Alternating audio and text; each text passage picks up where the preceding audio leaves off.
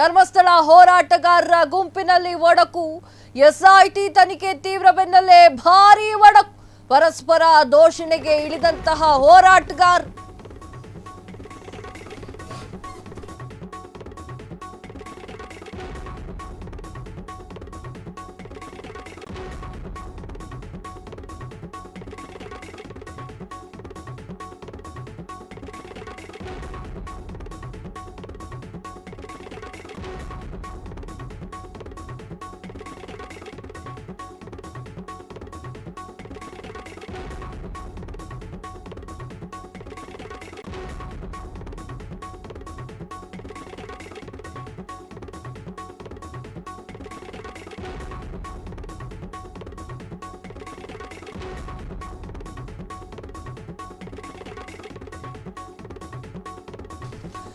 ಧರ್ಮಸ್ಥಳ ಹೋರಾಟಗಾರರ ಗುಂಪಿನಲ್ಲಿ ಒಡಕು. ಎಸ್ಐಟಿ ತನಿಖೆ ತೀವ್ರ ಬೆನ್ನಲ್ಲೇ ಭಾರೀ ಒಡಕು.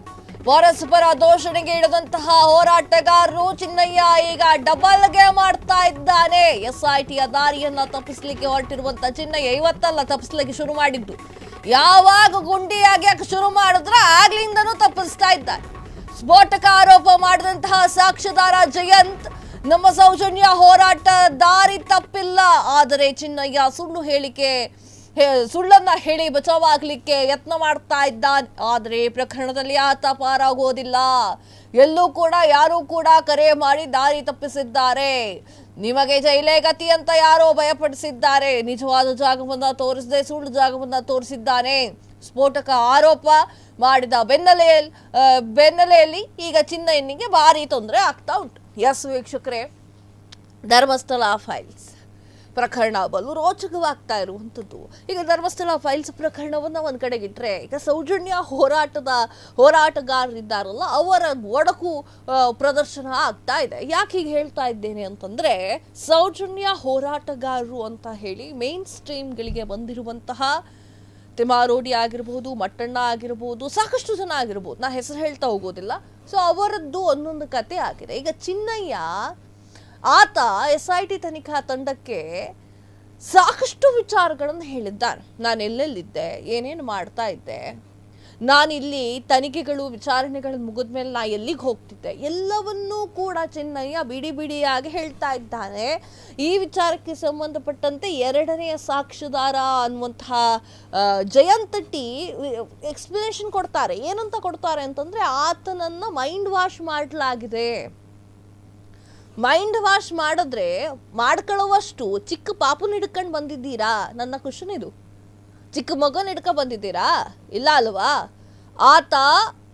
ಆತ ಏನು ಮಾಡಿದ್ದಾನೆ ಅನ್ನೋದು ಆತನಿಗೆ ಗೊತ್ತಿದೆ. ಎಲ್ಲ ಕಡೆಯಲ್ಲೂ ಅಗಸಿ ಯಾವುದೇ ಸಾಕ್ಷ್ಯ ಸಿಕ್ಕದೆ ಹೋದಾಗ ಒಂದು ಗುಂಪಿನತ್ತ ಕೈ ಮಾಡಿ ತೋರಿಸಿದ್ದಾನೆ ಆತ. ಯಾರು? ಚಿನ್ನಯ್ಯ. ನೀವೇ ಹೇಳಿರೋ ಥರ, ನೀವೇ ವಿಡಿಯೋಗಳಲ್ಲಿ ಸಾಕಷ್ಟು ವಿಚಾರಗಳನ್ನು ಹೇಳಿರೋ ಥರ ದೆಹಲಿಗೆ ಹೋಗಿ ಬಂದಿರುವಂತಹ ವಿಚಾರವನ್ನೇ ನೀವು ಮಾತನಾಡಿದ್ದೀರಿ. ಚಿನ್ನಯ್ಯನ ಜೊತೆ ಯಾರೂ ಇಲ್ಲ ಅಂತಂದ್ರೆ ಹೇಗೆ ಮಾಡ್ಲಿಕ್ಕೆ ಸಾಧ್ಯ ಇದೆಲ್ಲ? ಚಿನ್ನಯ್ಯನನ್ನ ಕರೆ ತರದೆ ಹೋದ್ರೆ ಹೇಗೆ ಮಾಡ್ಲಿಕ್ಕೆ ಸಾಧ್ಯ ಇದೆಲ್ಲ? ನಿನಗೆ ಜೈಲೇ ಗತಿ ಅಂತ ಹೇಳ್ದಾದ್ಮೇಲೆ ಚಿನ್ನಯ್ಯ ಹೆದರ್ಕೊಂಬಿಟ್ನ? ಸತ್ಯ ಹೇಳ್ತೀನಿ ಅಂತ ಬಂದಿರುವಂತ ಚಿನ್ನಯ್ಯ ಜೈಲು ವಿಚಾರ ಹೇಳಿದ ಕೂಡಲೇ ಭಯ ಪಟ್ಬಿಟ್ನ? ಇವೆಲ್ಲ ಪ್ರಶ್ನೆಗಳು ಮೂಡ್ತಾ ಇದೆ. ಇನ್ನು ಸವಿಸ್ತಾರವಾಗಿ ನೋಡ್ಬೇಕು ಅಂತಂದ್ರೆ, ಈ ಸೌಜನ್ಯ ಹೋರಾಟಗಾರರು ಏನಿದ್ದಾರಲ್ಲ ಅವರಲ್ಲಿ ಒಡಕು ಶುರುವಾಗಿದೆ. ಯಾಕೆ ಹಿಂಗೆ ಹೇಳ್ತಾ ಇದ್ದೀನಿ ಅಂತಂದರೆ, ತಿಮ್ಮಾರೋಡಿ ಕತೆ ಒಂದಾದರೆ ಮಟ್ಟಣ್ಣನ ಕತೆ ಒಂದು. ಈಗ ಜಯಂತ್ ಟಿ ಕುತ್ತಿಗೆಗೆ ಬರುತ್ತೆ ಅಂತ ಹೇಳಿ ಎಕ್ಸ್ಪ್ಲನೇಷನ್ ವಿಡಿಯೋ ಮಾಡಿದ್ದೀರಿ. ಅದಾದ ನಂತರ ಚಿನ್ನಯ್ಯನ ಕತೆ ನೋಡೋಕೆ ಹೋದರೆ ಆತ ಎಲ್ಲೆಲ್ಲಿ ಹೋಗಿದ್ದಾನೆ, ಆತನ ಮುಟ್ಟಿದವರು ಇನ್ಕ್ಲೂಡಿಂಗ್ ಆತನನ್ನು ಮುಟ್ಟಿದವರು ಕೂಡ ಈಗ SIT ತನಿಖಾ ತಂಡ ಅವರನ್ನ ವಿಚಾರಣೆ ಮಾಡ್ತಾ ಇದೆ. ಈಗ ಒಬ್ಬೊಬ್ಬರು ಒಂದೊಂದು ದಿಕ್ಕಿಗೆ ಹೋಯ್ತಾವ್ರೆ. ಮುಂದೆ ಏನಾಗುತ್ತೆ ನೋಡ್ಬೇಕಿದೆಲ್ಲ. ಕ್ಷಣ ಕ್ಷಣದ ಸುದ್ದಿಗಳಿಗಾಗಿ ಫ್ರೀಡಂ ಟಿವಿ ಸಬ್ಸ್ಕ್ರೈಬ್ ಮಾಡಿ, ಲೈಕ್ ಮಾಡಿ ಹಾಗೂ ಫಾಲೋ ಮಾಡಿ. ಹೊಸ ಸುದ್ದಿಗಳ ನೋಟಿಫಿಕೇಶನ್ಗಾಗಿ ಬೆಲ್ ಐಕಾನ್ ಮೇಲೆ ಕ್ಲಿಕ್ ಮಾಡಿ.